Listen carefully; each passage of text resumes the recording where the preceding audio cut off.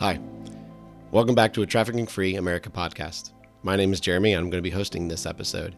Today, we're going to continue our deeper dive into our Advocate series. Today, we're actually going to be talking about episode 4.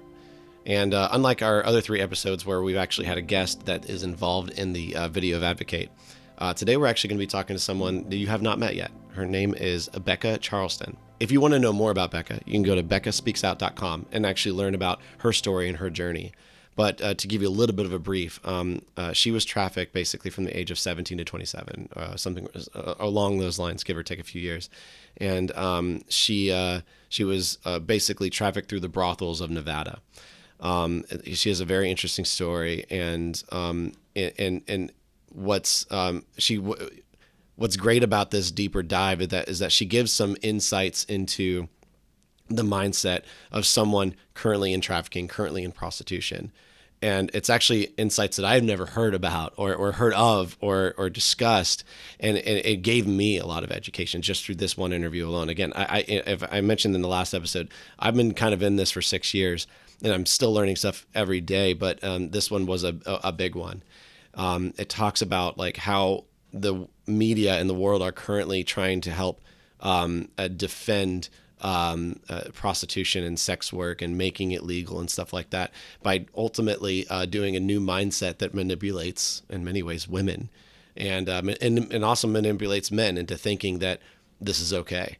It's a powerful discussion that Bekah and I have, and I think you're going to really enjoy hearing this insight to help you better understand. If you're in the middle of Advocate series, if you've watched episode 4, this is funny. I think this has been the biggest impactful episode as far as the feedback we've gotten. Everyone said 4 is our favorite because it truly shows someone being affected by an individual. In episode 4, you hear Brandy's story about how she was basically told to start helping combat human trafficking after her sister was trafficked, and becoming educated and ultimately grabbing the mindset first.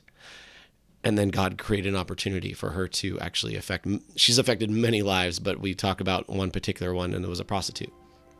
And if she wasn't educated or just ready in that moment, we don't know where Brooke would be today. Brooke, it's her story inside episode 4. And so as we hear about that story and how God restores, and ultimately how God has called us to, witness and love on people that honestly are feeling hopeless. And sometimes we're told like, oh, avoid these people.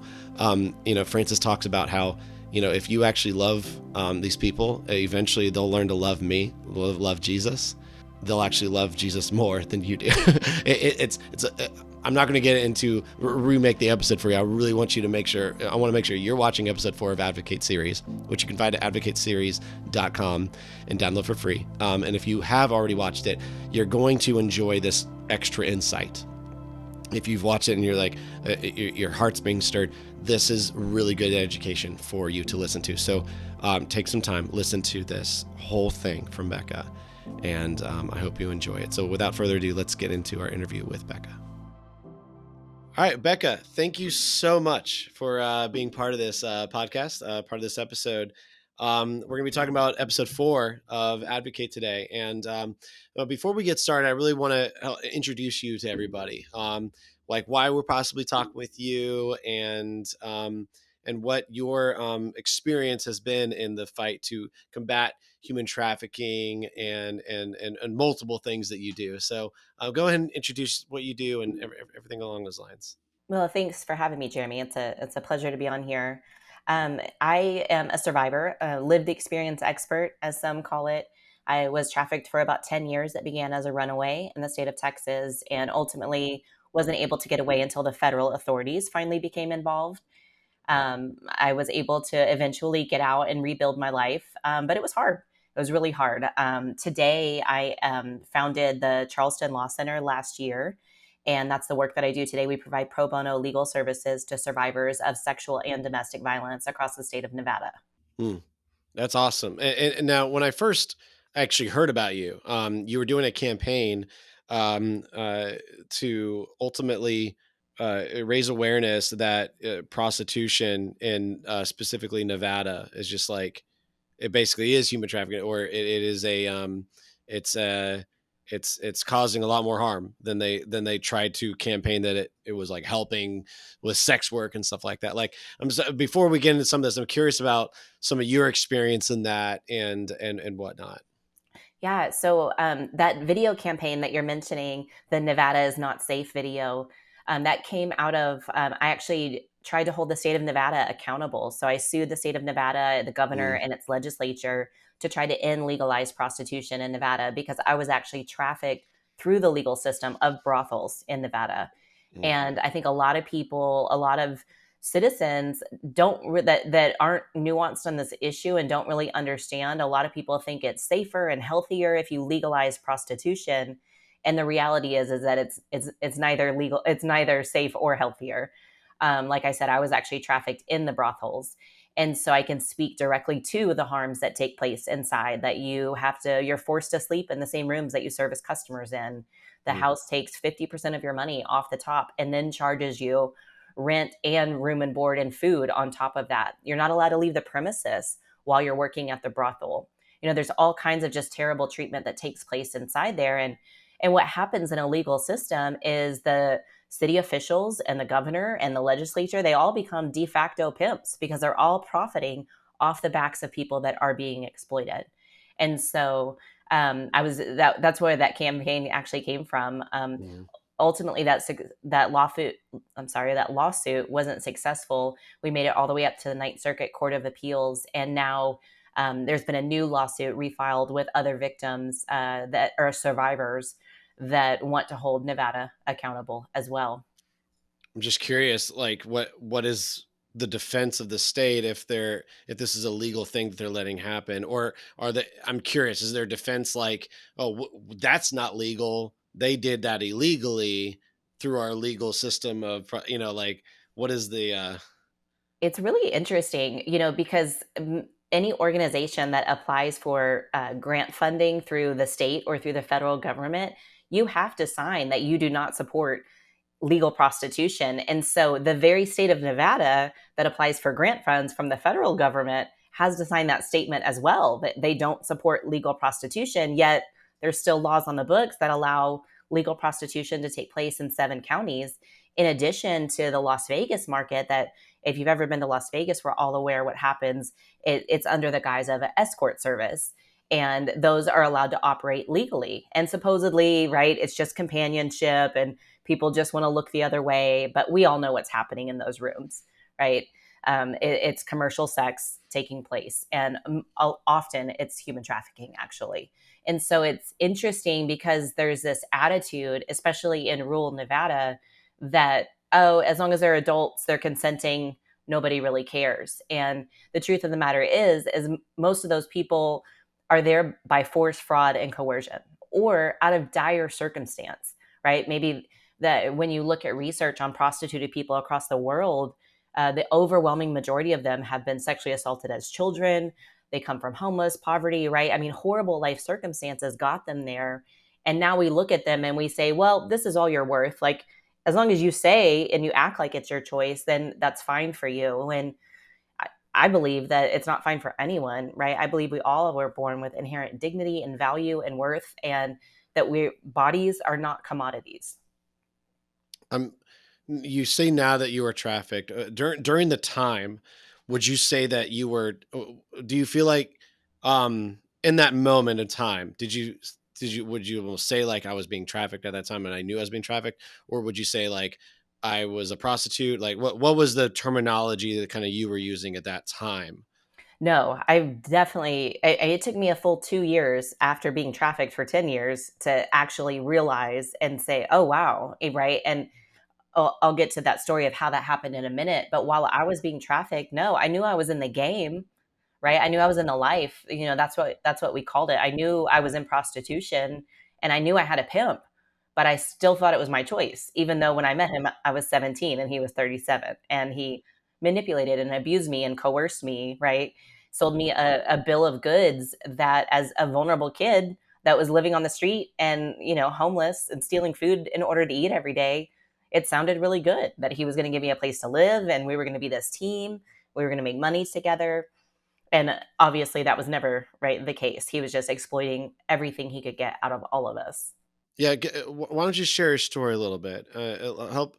Let's help the audience understand like where your experience came from a little bit as yeah, someone who was coerced and kind of didn't even think about it until 2 years later. Which is, I'm sure the audience is already feeling this after the 4 episodes that they've watched of like, people don't think they're trafficked when they're being trafficked. Like I think we're getting that idea that's going on here, and yeah. So go ahead and share like, yeah, what was going on? So, I mean, I actually am the youngest of 6 kids. I came from a good family. I was raised going to church in the Dallas area. And I had some vulnerability factors hit, though, in my childhood. I had a brother commit suicide. I was sexually assaulted for the first time in the 5th grade. I was bullied really bad as well that same year. I wound up getting raped when I was in the 7th grade at a church lock in, of all places. And so I had all these things happening to me. And what I know today is that rules without relationship equals rebellion. And that's exactly what happened for me. My parents were very authoritarian. You live under our roof, you go by our rules. And yeah, there's sex, don't have it. And yeah, there's drugs, don't do them. And that was really a large extent of the conversation. We didn't really talk about difficult things, and I felt very isolated as a kid. I felt really depressed, obviously experiencing those kind of traumas and really having no one to talk to about it because I thought I would get in trouble if I told anyone.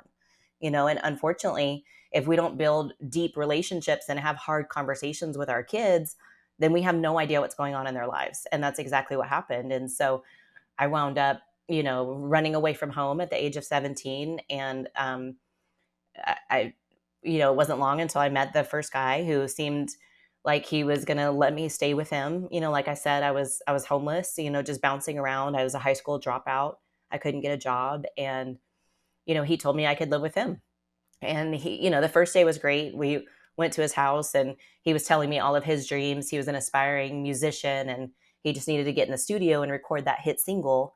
And then we get it on the radio and we all be rich and famous. And, that honestly back then, my life goals were to have like a gold tooth on my canine right here with a diamond on it. And I'm very, this 16-year-old girl, right, that I'm talking about, 17-year-old girl is very different from the woman I am today.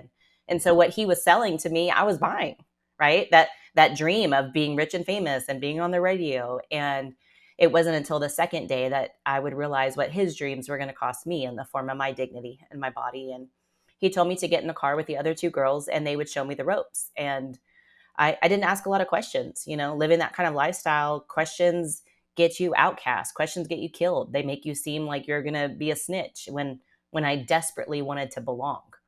And so I didn't ask any questions. And I found myself in the backseat of a car on Harry Hines Boulevard, which is the track or the Blade, a known area of prostitution in Dallas, Texas, being told exactly how to ask people to have sex with me and exactly how much money I had to charge them.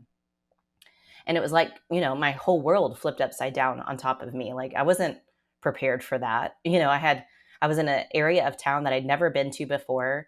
It's a really bad, scary area of town as well. And I thought that if I ran, that I'd probably get raped and murdered and chopped up in little pieces and no one would ever find my body and know what happened to me. So you didn't want to be doing it at that time, but it was the fear that something could happen to you if you didn't comply. That it wasn't where you actually threatened of those things, or you just kind of like, this could, so I'm not even going to take a chance. No, it was 2 other women that were controlling me at that point. The pimp wasn't actually there. That's my first trafficker. The pimp wasn't actually there, but I knew like if I don't do what they're telling me, the outcome is going to be even worse for me.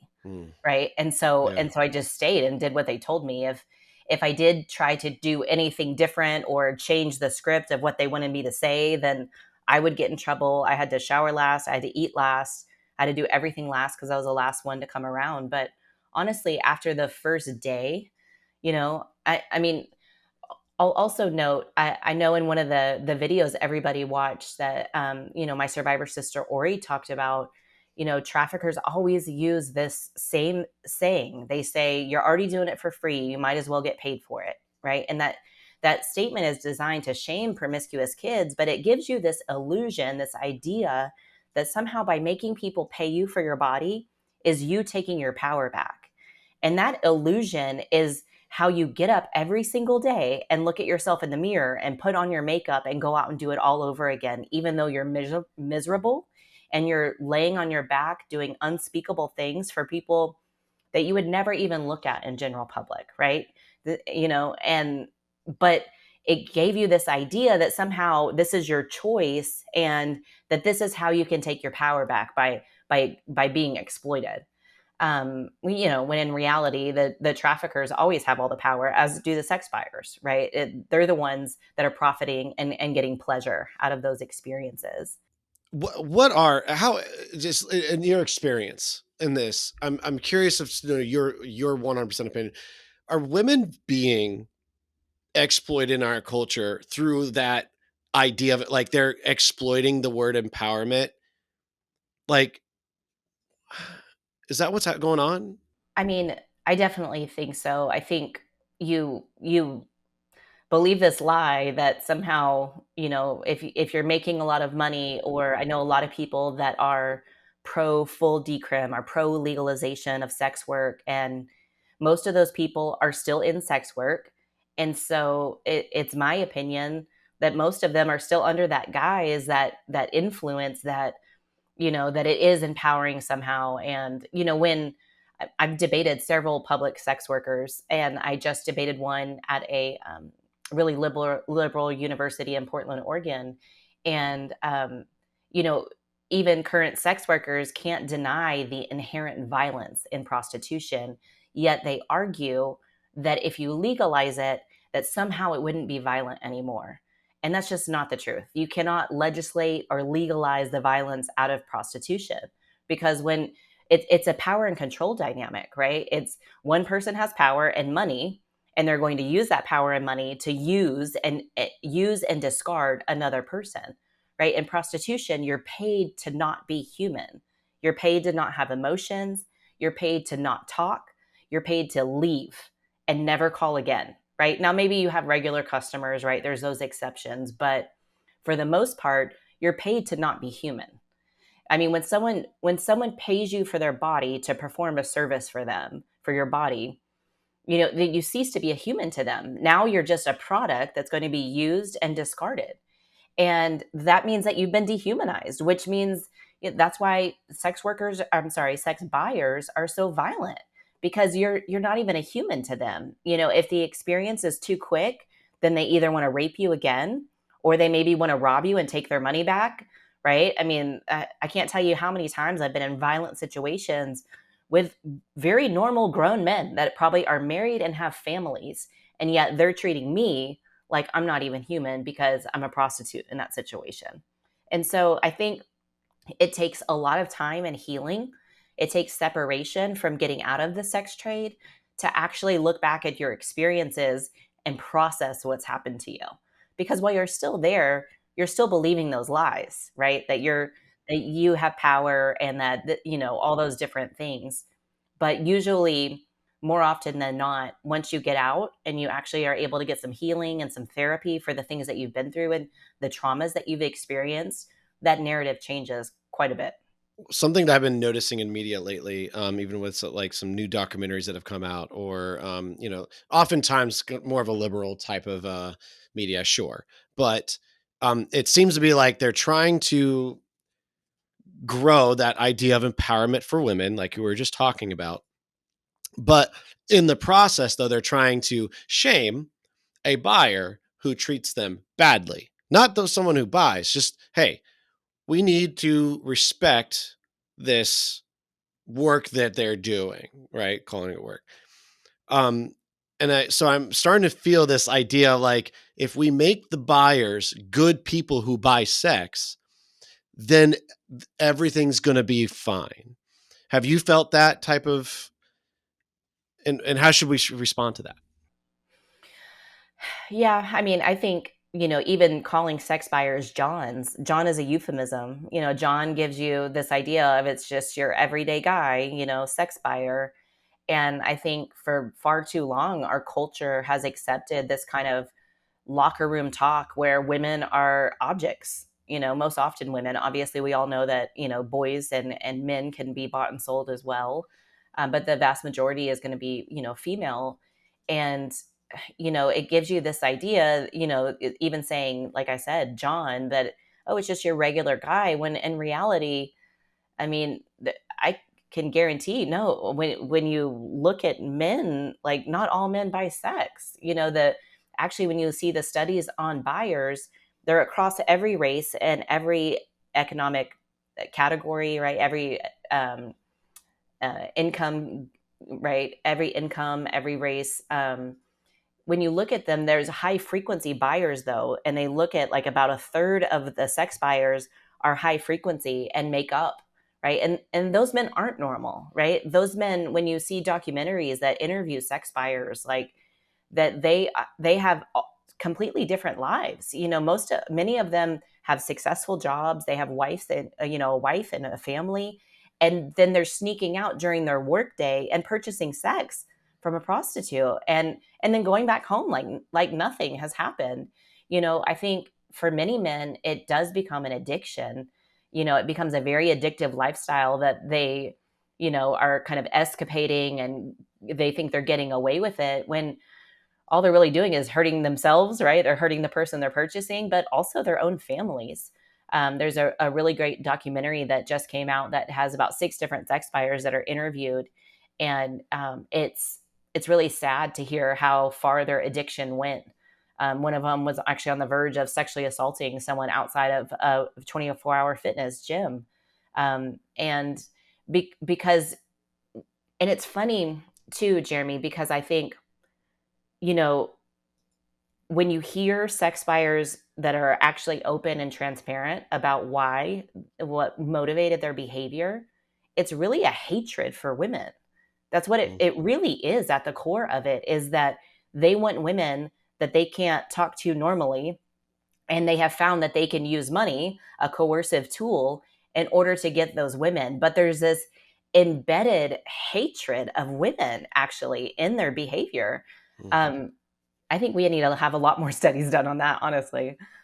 Well, that is like good insight. I mean, because I can see that, and like what like I hear you there. That hatred is feeling, but like, what is fueling the idea of someone buying sex? Like, we've heard how first it's pornography, and then you start wanting to get more of it. Is it pornography? Is it this cultural mindset that it is okay that maybe you're actually helping somebody? Like, what is fueling buyer mentality right now? I think a lot of it is porn addiction. I mean, I think almost all sex buyers report, once they're caught, that they were, exposed to pornography at an extremely young age, and that it is that, my words are failing me right now, that where you're not getting as much as you used to, right? Kind of like a drug Mm, addiction. You're always chasing what that initial high, that initial feeling felt like, which means you're doing more and more to try to get there, because what used to work last year isn't working this year. And mm. a lot of times that does progress from watching porn into actually buying humans. You mentioned before about empowerment, and that they kind of grabbed you with that lie, and that's how you wake up in the morning to continue. Um, and we'll kind of put you back in the in time of like when you were being trafficked. At the time, you considered yourself as a prostitute, or possibly even maybe defended yourself as a sex worker. Is like, were you almost like drinking the Kool-Aid in a sense during that time and defending sex work at that time? Exactly. Yeah, I think, initially, obviously there's shock, and for me, like, after that first act, I felt like, how could I ever be normal again? How could I ever look at my mom and dad in the face and tell them what's happening to me? I was ashamed, and that shame kept me trapped. But then on top of that, right, you layer in the abject violence, right, that I was facing. If my trafficker, I became so attuned to his disposition that he had me so organized that I could hear one word from him on the phone, and I instantly knew, like, oh my gosh, what did I do? Did I leave the toothpaste out? Did I not dust under the lampshade? Like, what is it? Because I can tell as soon as I see him, he's going to beat the living mess out of me. And so you have, constant violence, but then also the coercion that I mentioned. For my second trafficker, who was a much more professional pimp, he'd been a pimp 20 years before I ever met him. I after 2 months with my first trafficker, I thought I was running away, and unfortunately, I ran into the arms of another man who would abuse me and exploit me all over the country for that next 10 years of my life. And so he was, like I said, a much more professional pimp. And he always sold us this, right? There's always some pie in the sky, some dream of a different reality. It's never that you're going to have to do this all the time. It's, hey, they basically pimp a dream for you. And for my second trafficker, he had legitimate, I'll say legitimate in air quotes, businesses, because he was just money laundering through them. But I mean, ranging from a pizza restaurant to a clothing line to a custom dog bed company to a men's designer clothwear line, and that was always the dream. It was that this is what you can do for now, and this is how you contribute, but then we'll get this other business up and going, and then we could just work at the business and you won't have to do this anymore. There's always some dream that's sold. So you layer in, right, the abuse, you layer in the coercion, and then the fraud. I mean, obviously all of that was a lie. I mean, I did work in those legitimate businesses, but I was never going to be able to get out. When you have victims bringing you thousands of dollars a day in cash, there's not many businesses that are going to replace that. And with our trafficker, of course, he could never hire other people. That's another thing traffickers do, is they isolate you. So I was only allowed to talk to other people that were in the game. I had to lie any other squares, right? We kept squares out of our business. So it had this really normalizing effect. I remember when I went to federal prison for my second trafficker, and it was the first time that I was kind of around other people. And I remember I had to get a job after I got out of prison. I had 3 years of supervised release, which is federal parole. And when I had that job, it was like, I remember having this thought like, wow, everybody doesn't live this way. And it was novel to me because I had become so accustomed to the life and to the game that was just normal for me. That, our, traffickers have you listen to pimp music, have you watch pimp movies, everything that just normalizes the life. And, once you start getting a criminal record while you're being trafficked or exploited, your chances just dwindle of ever having hope for a future, right? That doesn't revolve around your body being sold, of thinking that you could ever be able to do anything different. When you watched the episode and we heard Brooke's story, how, do you felt like you related to her on obviously, like, obviously related to her, but you know what I mean? Like, what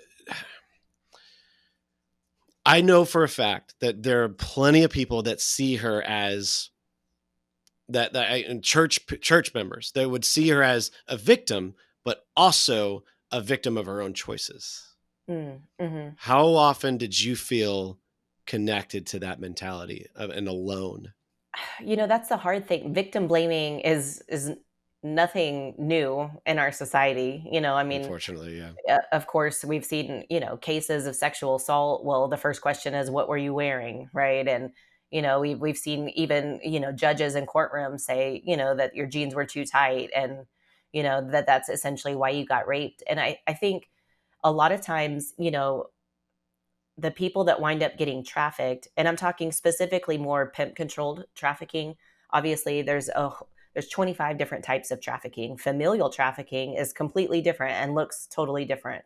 Where you have, mom or dad or aunt or uncle or grandma selling young child, usually to feed their own drug addiction.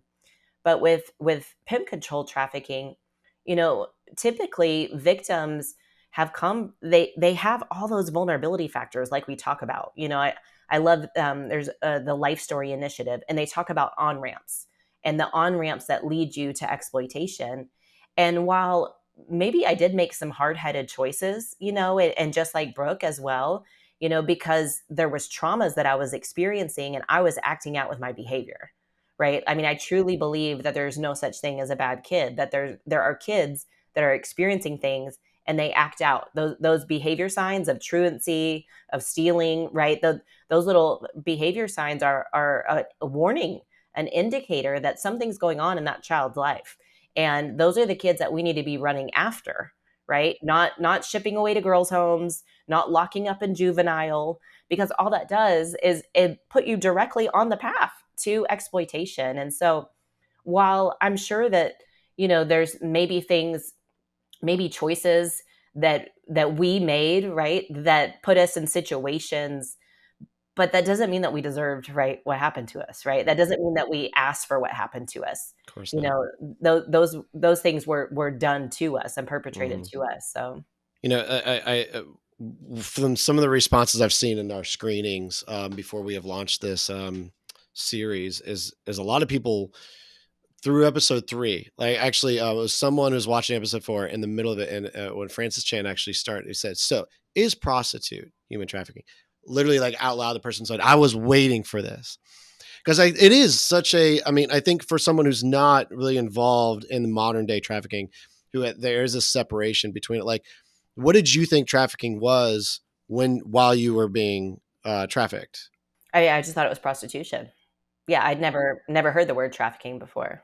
You didn't even hear the word trafficking. Like, you didn't even think of it as like a foreign thing. You just straight up didn't even know what trafficking existed. Right. I mean, when you think about the TVPA was passed in 2000, but when I was first trafficked, it started in 1999 all the way to 2009. And so when even during the federal case, human trafficking didn't exist really. They called it a prostitution ring is what they called it.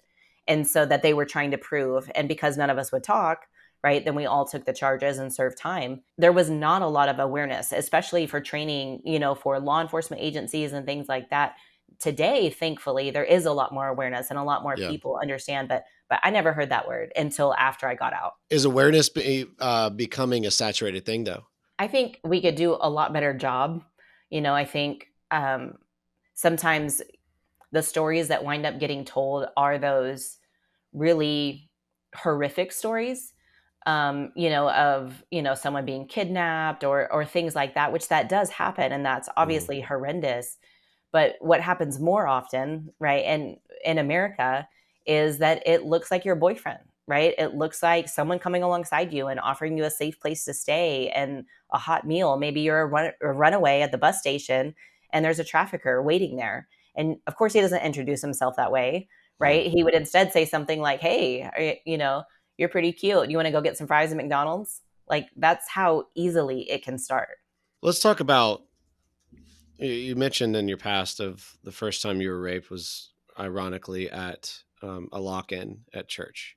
Just curious, did you like grow up in church? Like, why were you in that? Why were you at that lock-in? Yeah, I was really active still at that point in my life in my church. I remember going to church camps. I remember being filled with the Holy Spirit at one of them at like a revival. Um, and I was a really, honestly, a good kid for the most part. I was an AB student. I was a cheerleader. I was a soccer player. I was involved in my church. I was really part of the in crowd. I was one of the cool kids. Um, yeah, I would not your typical victim. I did want to say something to what you said Hmm. a second ago, Jeremy. It just came back to me was Hmm.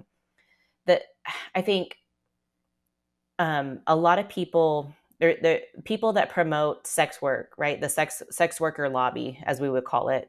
Um, when you look at people that actually have choices and actually choose prostitution, most often it's white women from advantaged backgrounds.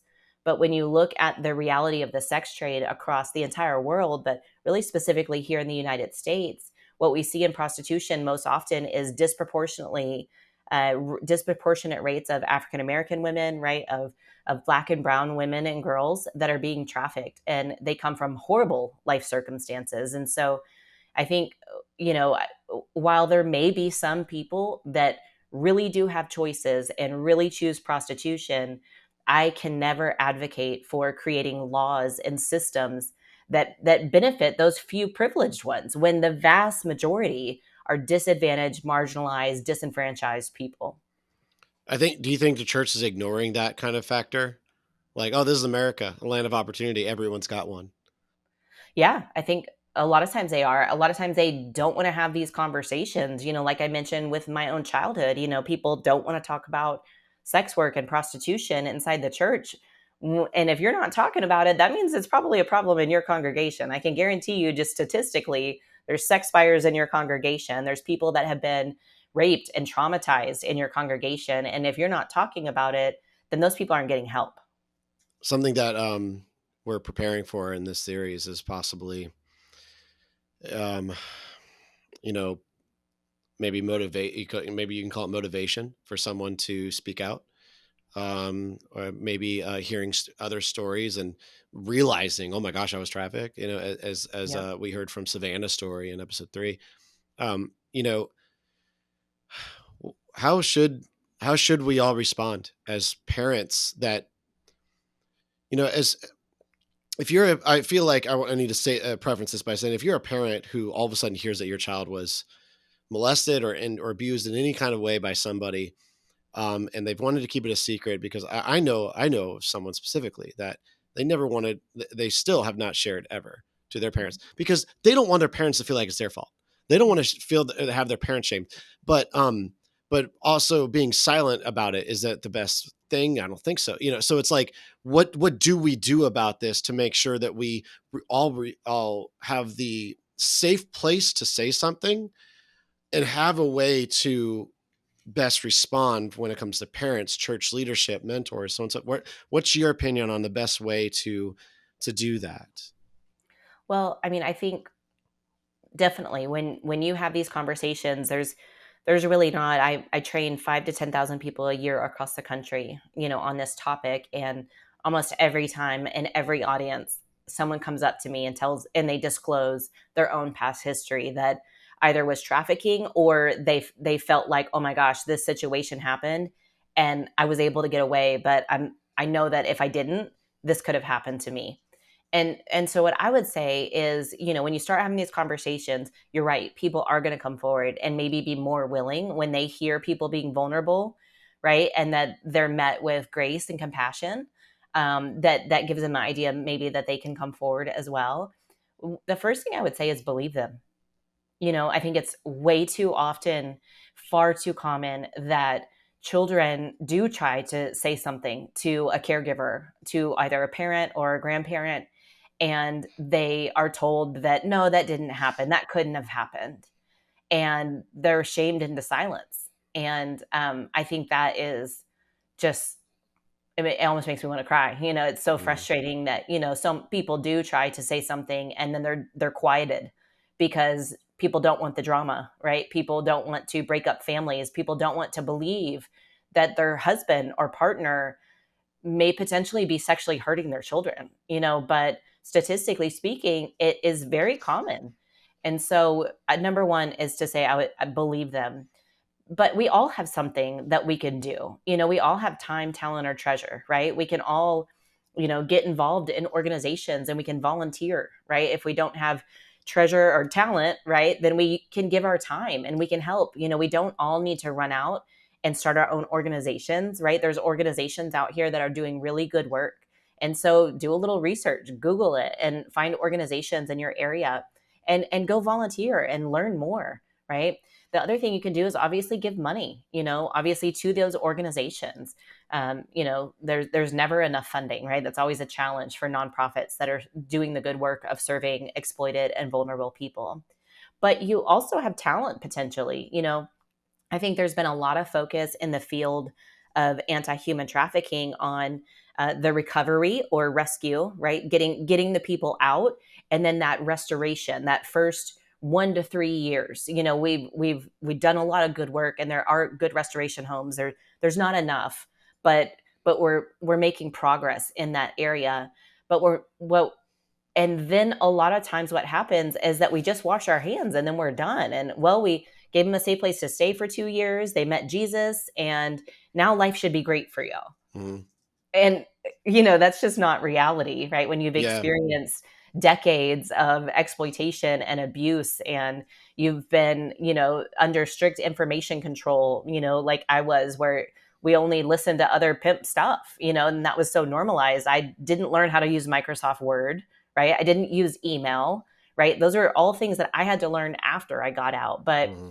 what we don't have a lot of is economic empowerment opportunities. I think there's a lot of organizations that are teaching survivors how to work, make leather handbags or, make jewelry. And all those things are great because it gives a great place for survivors to learn, how to do different types of work in a safe Mm. environment where they can learn how to have healthy relationships with authority, and all those things. But when you get out of that program, you're not necessarily going to get a job making leather handbags, right? Yeah, There's not a lot yeah. of jobs out there for that, or making jewelry. That's not really a sustainable living wage income. And so, what we don't see a lot of is that economic empowerment where you're actually being paired, and hopefully it's a career that's entirely outside of the anti-trafficking field. And one of my best friends, Rebecca Bender, is famous for saying, surviving a fire doesn't make you an arson expert. And that's so true, because just surviving being exploited doesn't mean you should become a public speaker, right? Sure. Doesn't mean that you need to work in the anti-trafficking field. For many people, it's too triggering to do this type of work. And Hmm. so we need pathways to be created that are completely outside the field. So all that to say, you have talent, you have businesses. Maybe you could be a safe employer and give a survivor a second chance and an opportunity, even if they have a criminal record. Maybe you do taxes. Well, maybe you could go and do taxes for survivors for free. I mean, there's ways that you can give back even through your own company and business. So I think we all have to play a part, but we also have to start those conversations at home. We Mm. have to talk to our young boys and our girls. They have to understand, their own dignity and value and worth, but also other people's, especially other people that don't look like them. We need to tell them, but also, teaching them about their own bodily autonomy and having those conversations where they know a lot of people use, euphemisms, I guess, or nicknames, right, for private parts, right, for your private parts as for children. And a lot of researchers and leaders, thought leaders in the field say that's don't do that. You actually need to call it exactly what it is, right? Hmm. That way, if an abuser does try to talk to the child, right, that they know that they're not. We need to be the ones educating our children, so we know that we're teaching them the right way. And if we're not educating them, then that means they're going to be learning it from friends or from someone else that we don't know their intentions. And so it's really important that we start those conversations with our kids age appropriately, at home. One of the services that you provide is law services, and you do it for free for victims. Talk to me about that. Maybe I don't think people really understand like what's needed legally in many ways. Yeah, so our legal services that we provide to victims of human trafficking, sexual assault, or domestic violence, we kind of bucket them into three different categories. So we have what we call crisis legal services, which is usually really early on in a survivor's journey, usually immediately after they're getting out. A lot of times that includes law enforcement intervention. Sometimes we'll be a courtroom advocate for a survivor that's going through a trial. We help with family law with CPS type issues. Traffickers often and abusers often impregnate their victims to then use the children as pawns and control the mother by controlling the child. And so there's a lot of family law issues we help with, protective orders, for domestic violence victims and human trafficking victims. And then the next bucket is going to be restoration legal services. And so that looks like usually a survivor is on their healing journey at that point. They're out of crisis and maybe they're in a restoration home or they're, on their own 2 feet and they're ready to start getting their record cleared, or maybe their survivor or abuser, I'm sorry, their trafficker or abuser put a lot of debt in their name. So getting that debt cleared out of their name. It could look like family reunification. There's other various things in the restoration bucket. And then on the far end, we have accountability legal services. And that's when a survivor is well into their healing journey and they're at a place where they're finally ready to hold bad actors accountable for what happened to them. And that may look like civilly suing a trafficker. It may look like, suing a hotel that was complicit in their trafficking, various other things, holding people accountable for what happened to them. But beyond that, we also help survivor leaders in the field. Everybody benefits from having access to an attorney, especially pro bono one. And so we want to be there really along the survivor's entire journey. Farther along in their journey, they may need help negotiating a severance package from an employer. They may need help because somebody wants to make a documentary and buy the life rights to their story. Well, we would help them look at that contract and make sure that their best interests, Mm. are looked out for. And so, honestly, we offer a big variety of legal services, and there's a huge need. In our first year of launching, we've already served about 60 victims, um, and they're survivors, of course, but across the spectrum of different legal services. As I mentioned, family law was probably one of the biggest ones. I know you talked about fundraising before, and a lot of people don't think of fundraising as this. Um, but how much does that cost? Give me an idea of like one case. I know they're all different, but like, how much is that costing? It can vary, right, depending on the legal services. Like, for instance, for record vacatur in the state of Nevada, the legal filing fee for that is going to be $400 just for the filing fee. But beyond that, obviously, the attorney's time. And so, one of our lead attorneys might charge $500 an hour. Well, how many hours is it going to take? I mean, we're easily thousands of dollars, per client, per legal services, especially when you think about family law. Those are really time intense. Obviously, there's a lot of fighting, usually back and forth, a lot of different court visits. So each legal service is different. And thankfully, we have access to a lot of pro bono attorneys that are willing to do it, obviously for free. But we still have those filing fees that we have to find fundraising and support for as well. Now you are a survivor that clearly has a lot of talent in public speaking and helping raise awareness and offering legal service, a lot of practical things. Um, I have never asked somebody this in all of my interviews. I'm curious if you were going to describe a perfect world that you believe would actually end trafficking, what would it be? I mean, I think we have to, honestly, to end trafficking, we have to address a lot of other systems of injustice and abuse that take place. Hmm. Our foster care system, for one. I mean, there's kids that age out of foster care that literally don't have identification, have never learned how to drive, and are just left on their own. That they had a foster group home that maybe was just collecting a check and not actually helping the kids at all. So, I mean, we have to address that system, right? We have to look at poverty, right? We have to look at domestic violence. Oftentimes trafficking is born out of domestic violence, right? So I think we would have to address a lot of big systemic issues in our society. And I think it is a really lofty goal, but I think people are worth it. That I think that there's a lot of it's worth it to try, to address those systems. Obviously, racial discrimination, that's another big issue that overlaps a ton with human trafficking and prostitution. You're actually paid based on the race of your skin while you're being prostituted. Certain races are paid more than others. And so that means those other races have to do 2 to 3 times the amount of work, right, to make the Hmm. same amount of money for their trafficker. And so, yeah, I think that's And that's that that's also a gives you an idea of recruitment, right? You know, yeah, that I mean, I've often felt this, and I hope that by this time, someone's watching this series that they kind of get this idea of like, oh, human trafficking is not some really evil guy thought it would be a good idea to like sell children and stuff like that. Lock if I can get them all locked up, blah blah. It's not even like just pimping and prostitution. It is a core thing of we have ignored sexual abuse. We have Mhm. ignored neglect and lack of family. And we have given it to, in many ways, anyone other than the church to deal with it.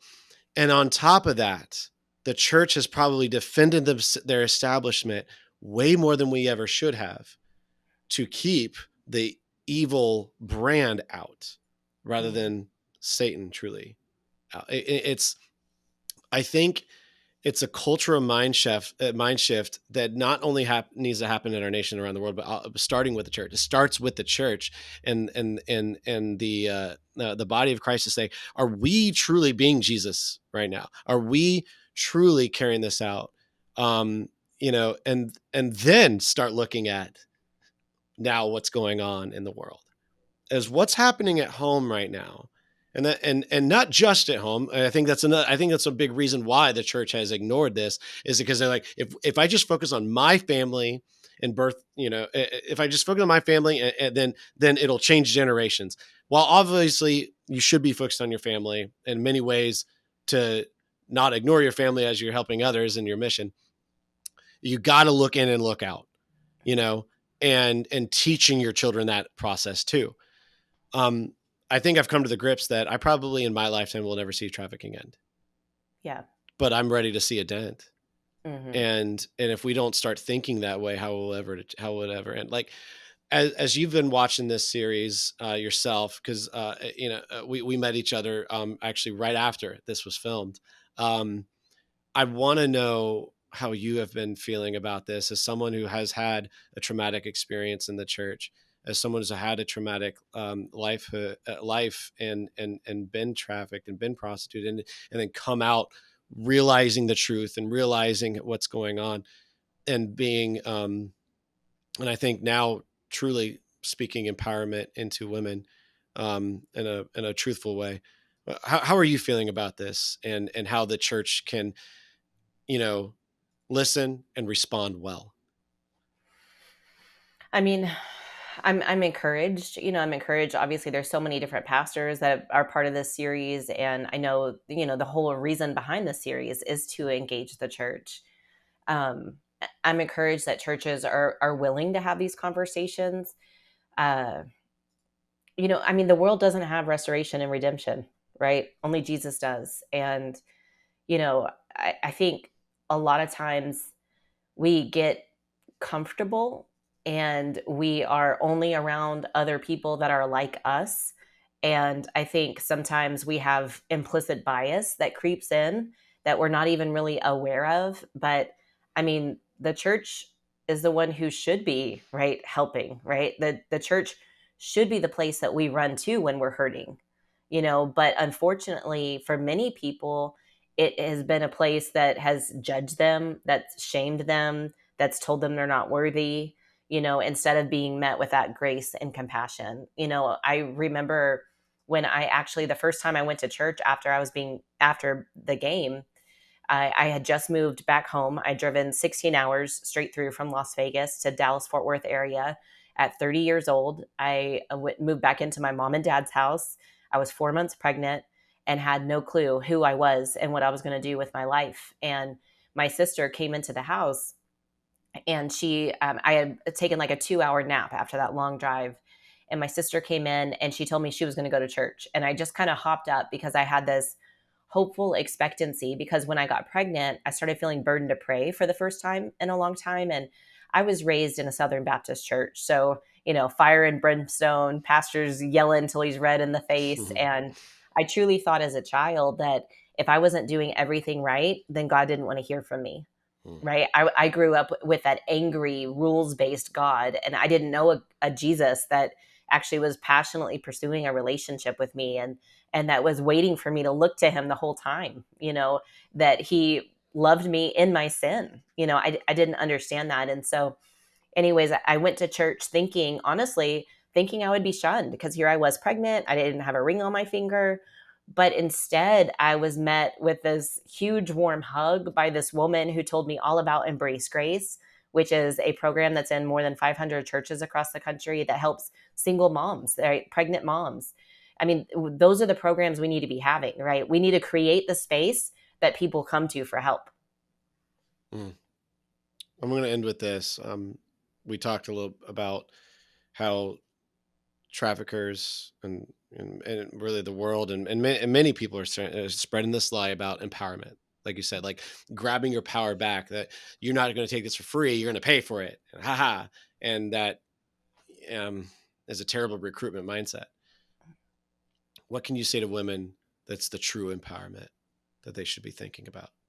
Gosh, I mean, while I was living that kind of life, my pimp always told me I'd be broke, fat, and ugly, and no one would ever love me if I ever tried to leave him or change my life. And I think when you've had traumas and negative things like that happen to you, it sends you this implicit message that it's you, that there's something wrong with you, and that you're the reason that those bad things happened.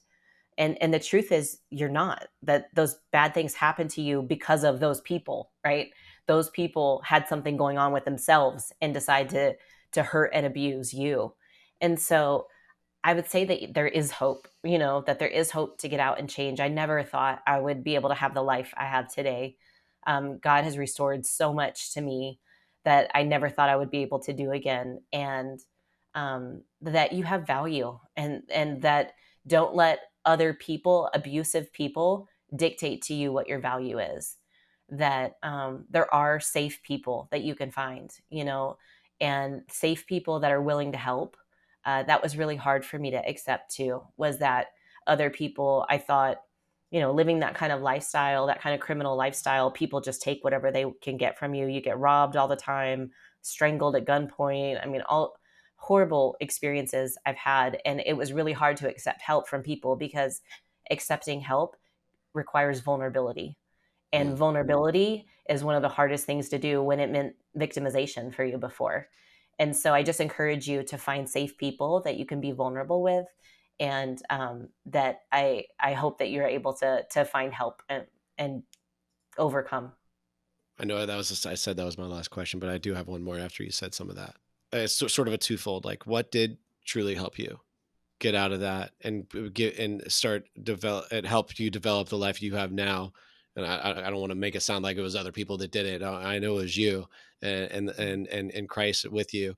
But and involved in that, what made those people? How did you know that those people made you feel safe versus how some people take advantage of that trust? Like for instance, obviously, the church telling me all about Embrace Grace, which is a program that, you go to a semester of classes and then they throw you a baby shower and give you everything that you need for your baby. Mm, As a single pregnant person, which that's amazing. They're meeting a tangible need. And mm, through that need, they got to teach me about Jesus, right? mm, mm, Another way I found safe people was I went to a nonprofit that was helping women that had been sexually exploited. And I remember thinking, like, what? This little group of church ladies wants to help strippers? Like, yeah, right. They're going to be all judgy. Like, how could they ever understand me? But when I got there, it was a free meal and they gave me a $10 gas card to show up, right? You have to meet the tangible need.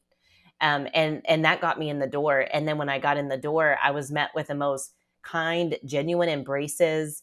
They gave me a little gift bag that first night, and it was nothing special, just like a book, a journal, and some pens.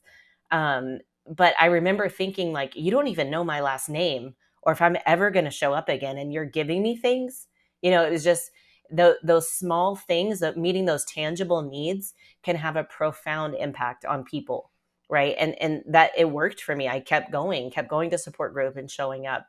So I think when we meet people's tangible needs and we're there with them, and we have to develop that no flinch factor, because when people share their stories or hard things, if they see a visible change, right, on your face or in your body language, then I'm going to shut down and I'm not going to continue sharing, because you've just showed me that you can't handle the depth of my story. uh, And so it's really important that we meet those tangible needs, mm, and man, we're genuine with people. yeah. And we're not shocked, and visibly shocked. Like, of course, their story may be hard to hear, but they lived through it, right? Mhm. And so the least we could do is sit there and be respectful and let them share whatever when they're willing to.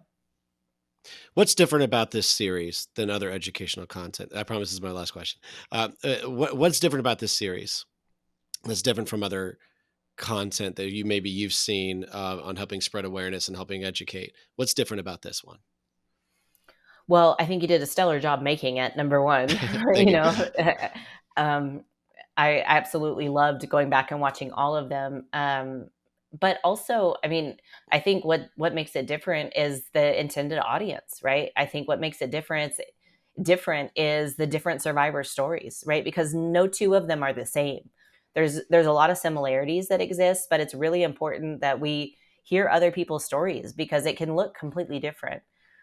So I think you guys did a really great job at that. And like I said, that intended audience, the fact that you're making this to engage people that maybe have never heard about this issue before. And so I think you guys have done a really good job, and I did want to say earlier, I think the biggest way we can actually make a dent is by addressing sex buying, right? Is by actually reducing sex buying, because the reality is prostitution and sex trafficking exists because there are people willing to purchase sex, right? There's a demand for commercial sex, and there's never going to be enough willing women that want to be prostitutes to meet that demand. And that's why traffickers and pimps and brothel owners come in with a steady illegal supply of victims, because there's money to be made. Yeah. So we can, while victim care is extremely important, we should continue always doing that. If we only focus on victim care and not, and even preventions, at the end of the day, if someone's trying to buy, they will find a way to buy.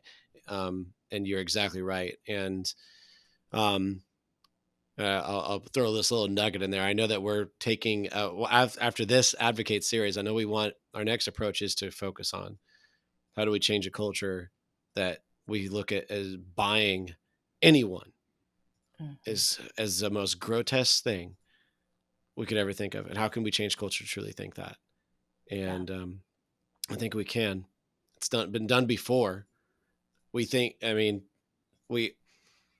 I think you ask any average person of like, so like even a buyer would say, I think it's grotesque that you would like chain someone to a door, right? Obviously they exist, but like a very extreme rare case, you know what I mean?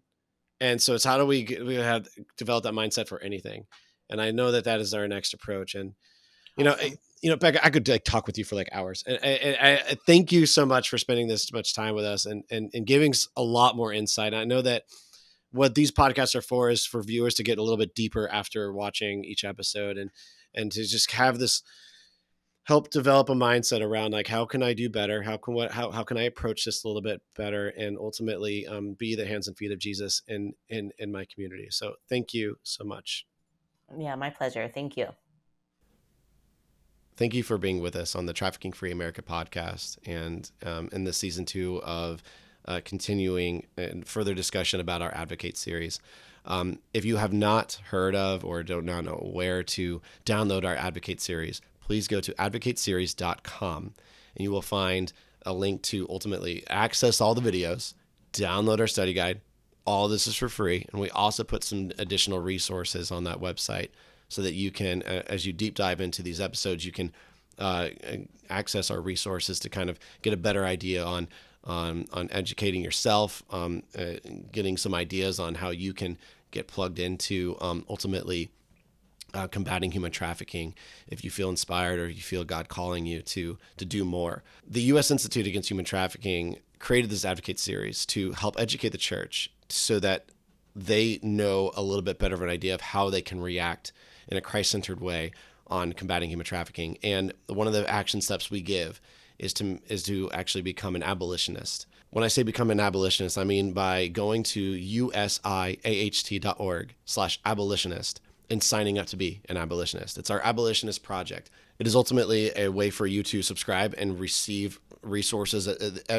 Every time on a daily basis, we're trying to create content and find more resources and more ways to rally and unite the church together and others together to combat human trafficking. And by signing up as an abolitionist, you get resources right away from us to do that. But we also ask our abolitionists to get involved in one of 3 ways. It is to either help raise awareness. That could be anything from sharing things on social media, just continually talking about this with your friends and family, those who are you can influence in your community, possibly even taking our TFC program, our TFZ, Trafficking Free Zone program, bringing that to businesses so that they can become TFZ zone, trafficking free zones, and maybe taking this Advocate series to churches or any group you want to, and helping raise awareness. Another way is to volunteer. If you want to volunteer, we have a program. We have several programs at the U.S. Institute Against Human Trafficking that you can actually get involved in right away as a volunteer. But also, this is a nationwide thing, and we are continually partnering with other organizations such as safe homes, foster care agencies that are in pregnancy centers, multiple places, multiple resources that are helping combat human trafficking or helping the marginalized that really affect those who are being groomed or brought into human trafficking. And so if your heart is to volunteer, if you want to spend your time doing that, we want to help get you plugged in. So by signing up as an abolitionist, and if you want to volunteer, you can actually schedule a consultation meeting with our team at the U.S. Institute Against Human Trafficking to help get plugged in the right way, like where you're located, as well as your time, as well as your talents and skills and heart. We help try to partner you with the right organization to start getting involved. And the third aspect is helping raise funds. Even making this advocate series is thousands of dollars. Creating content and helping raise awareness on a continual basis costs a lot of money. These organizations that we're going to help plug you into, everyone needs funds to help make this happen.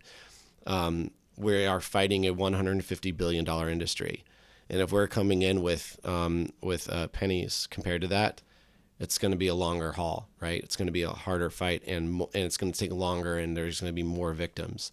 Money is definitely not power, but money is a natural resource to help those who are being marginalized. This entire thing started with money, and we can combat it with good.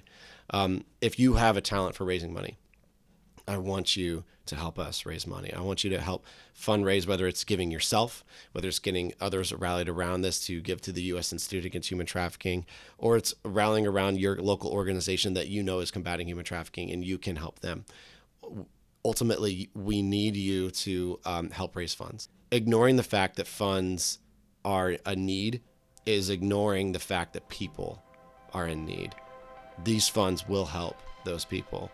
And I want to make sure you're researching. And if you want to talk to the U.S. Institute Against Human Trafficking to help make sure you're choosing a good organization that's truly putting, their money where their mouth is, that's another thing we're trying to help too. We're trying to weed out those who are doing good compared to those who are maybe just, exploiting the fight against human trafficking, which is also real. So guys, thank you for listening to today's podcast. Again, if you're ready to get involved after watching the Advocate series, I encourage you to go to usiaht.org/abolitionist and actually sign up. And if you have not watched this Advocate series, please go to advocateseries.com and download and watch this 5-video series, and then go and sign up to become an abolitionist, because I promise you, you're going to feel pulled into helping in any way possible. Thank you.